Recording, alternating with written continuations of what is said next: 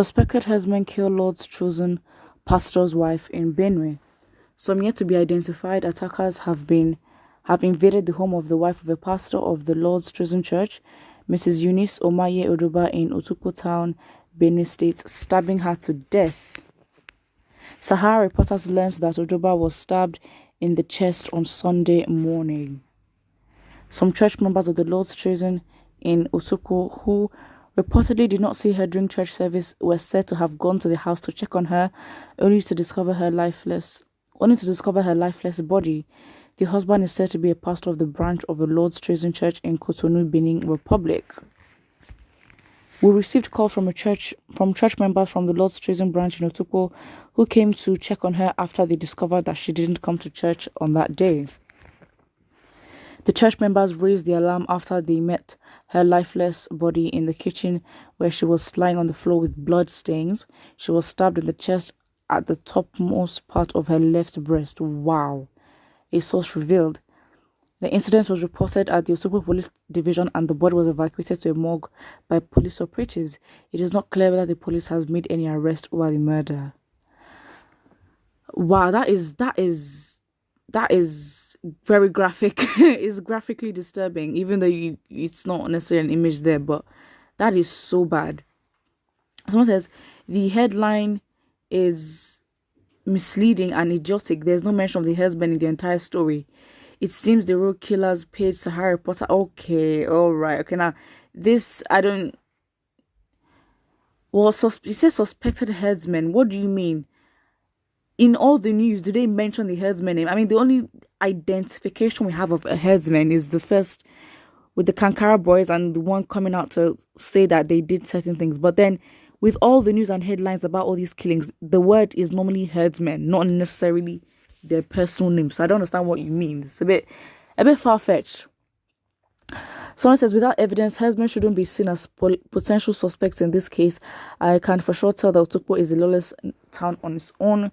Criminals perpetrate activities in Otukpo as well. I mean, it's not necessarily surprising. It really isn't. But it's like, we obviously don't know the context, and of course, yes, you're not. How does the saying go? It says, innocent until proven guilty. So yeah, I guess even if everyone wants to jump on conclusions and be like, okay, fine, this is what has happened, or conclude that it is herdsmen. Again, if we're gonna apply the law, and I mean, it's tacky because you can't apply the law to a place where people are not applying the law. It doesn't make sense. But yes, someone here says, Sahara Reporters was sometimes a credible media outlet, investigative journalists with first-hand data, but okay, people are just going left, right, center. Someone says 90% of the people who comment here have never read the story in full. Sahara Reporters dish out a story, not news. The place of the incident was not stated. No eyewitness account or evidence. Fulani cannot enter someone's house in Otukpo town and kill without getting caught. It was either an assassin, cult group sending a message, or criminals. I am never in support of Fulani, but this claim must be substantiated to ascertain fact. I mean, yeah, exactly. I don't even have an opinion on this. It just is what it is. Someone here says, are you not sure it is a so-called squad that was sent to Benue State to look for those that wanted to assassinate Autumn that is responsible? In Nigeria, anything can happen. It's just so nasty about the stabbings on her chest. It's so sad. Another comment here says, ESN at work, disguising to tarnish herdsman image. We know your motives. Are you joking? Please. We laugh at comments like this because obviously they carry no weight. Someone here says, oh my days. Someone says, a satanic online paper which has an agenda of setting up the country to fire. Though I'm not a fan of Fulani herders or any act of banditilism. Is that even a word? But the story is a figment of Sahara Reporters' imagination and seemed deliberately concocted to instigate certain ethnic against each other. Shame of you with your poor journalism. But what do? You gather people and you hold Sahara Reporters accountable if you want to do that. At the end of the day, they can put whatever is out there. But the thing is, you as what content do you choose to consume at the end of the day? If you know that's right, fine. But again, you can't argue that everyone will be as hyper aware and as sensitive as, you know, this person is, or this person thinks he is. But the fact is, it's sad. Like it doesn't do anything for us. It really doesn't. Someone here says, yes, this is true. I know her daughter, she's in tears now. We're so sad right now. God will avenge her death. Oh wow. Okay, well, I'm not saying that we have to take this person's word for it, but yeah.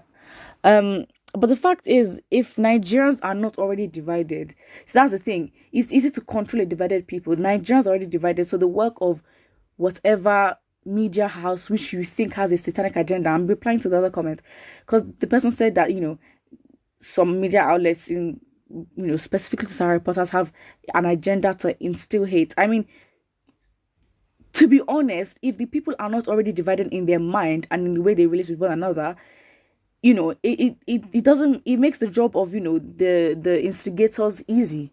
So it's like, fine, they've got to take responsibility, but you as a people have to take responsibility as well, because it just is what it is. So yeah, any agenda you think, fam, the country is already so divided, like what more can happen? I mean, let me not even say that because we can be shook at any time, but still, like, what difference do you think is gonna? Nah. Someone says, when do herdsmen start living in towns and kidnapping or killing people in their own kitchen? Instead of it to tackle your problems, they're looking for herdsmen to blame. But the thing is, security is already bad. It's not like as if they can call on anybody to come and help them. So it's sad because it's like this kind of stories just are stories and nothing gets done.